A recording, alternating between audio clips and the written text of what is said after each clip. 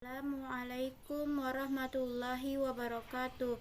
Perkenalkan, nama saya Tri Juniarti, NIM 2121169.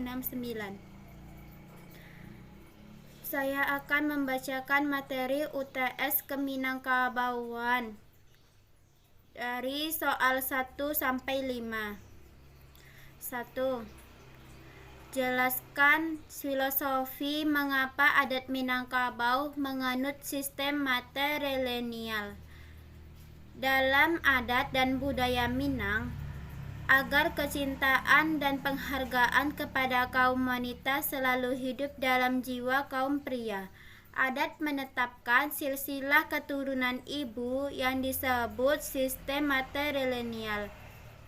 Sistem matrilineal ini sulit untuk dibantah karena dalil yang sudah hidup tumbuh dan berkembang di Minangkabau.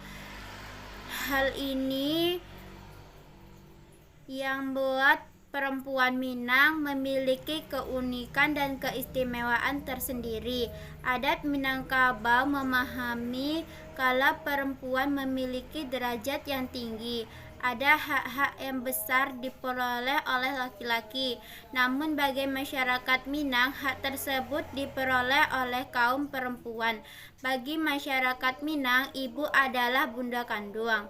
Kehadiran seseorang perempuan dalam seorang keluarga menjadi hal yang amat penting karena garis keturunan mengikuti garis keturunan ibu.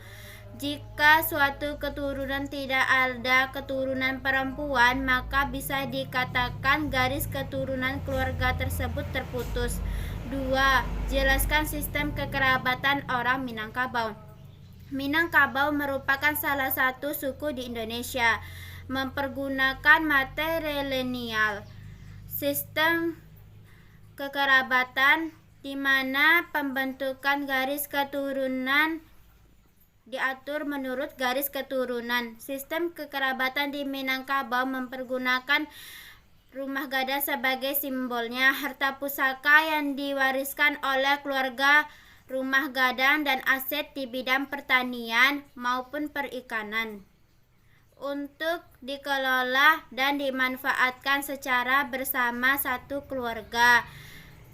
Dan sebuah parui, setiap keturunan perempuan dalam keluarga berhak untuk menghuni rumah gadang dan anak-anak mereka dibesarkan dengan pembiayaan harta pusaka. Tanggung jawab bersama di dalam sistem matrilineal Minangkabau terlihat pada model pengawasan yang diterapkan di dalamnya, di mana yang bertugas menguasai atau mengawasi dan mendidik anak-anak dalam keluarga matrilineal adalah ibu dan saudara laki-laki, ibunya, mama, serta orang-orang dewasa lainnya di dalam rumah gadang.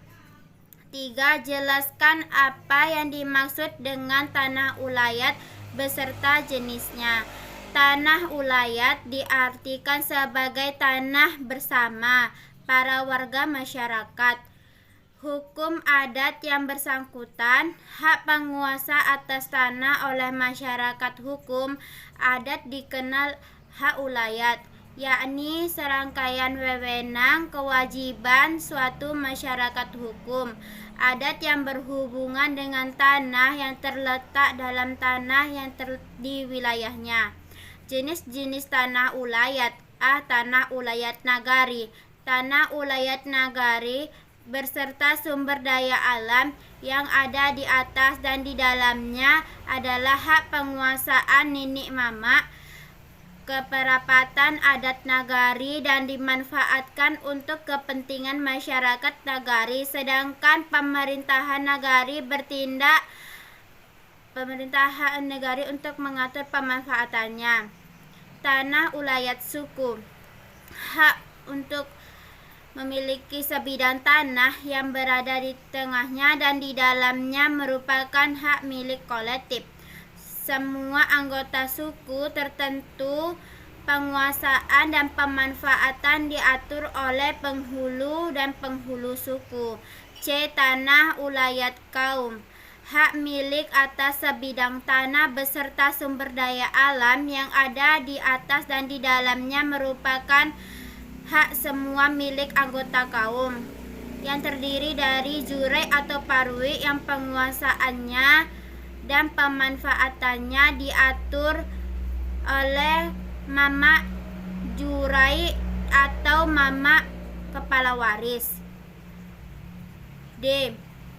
Tanah ulayat rajo, hak milik atas sebidang tanah beserta sumber daya alam yang ada di atas dan di dalamnya yang penguasaannya dimanfaatkan oleh laki-laki tertua dari garis keturunan ibu yang ingin masih di sebagian negari Sumatera Barat. 4. Jelaskan perkawinan adat Minangkabau dari sudut laki-laki dan perempuan. Perkawinan menurut kerabat laki-laki, seorang anak kemenakan laki-laki yang mau menikah senantiasa menekan kaum kerabatnya. Kalau tidak ada yang datang meminang, pertanda bahwa pihaknya tidak mendapat penghargaan layak dari orang lain. Memang pihak mereka dapat memiliki pemerkasa untuk memancing pinangan, tetapi andai kata pancingan itu tidak mengena, akan mengena jatuh diri harga mereka. Jarang kerabat yang mempunyai anak gadis yang mau melamar jejaka yang tidak mempunyai mata pencarian, kecuali apabila jejaka itu anak orang terkemuka karena hartanya, jabatannya, dan sebagainya. Anak orang kaya yang terkemuka pada umumnya mempunyai masa depan yang lebih baik. Perkawinan menurut kerabat perempuan. Jika dipandang dari segi kepentingan, maka kepentingan lebih berat dari kerabat perempuan. Oleh karena itu, pihak mereka yang menjadi pemerkasa dalam perkawinan dan kehidupan rumah tangga, ya dari mencari jodoh, meminang, menyelenggarakan perkawinan, lalu mengurus dan segala keperluan untuk membentuk rumah tangga sampai memikul dari perkawinan itu. Tujuan perkawinan dari pihak mereka serba lengkap. Pertama-tama ialah melaksanakan kewajiban yang berupa beban hidup untuk menjodohkan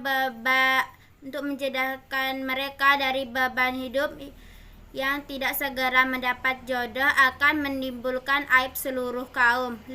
Sebutkan lembaga pendidikan Islam yang ada di Minangkabau. Lembaga pendidikan surau di Minangkabau.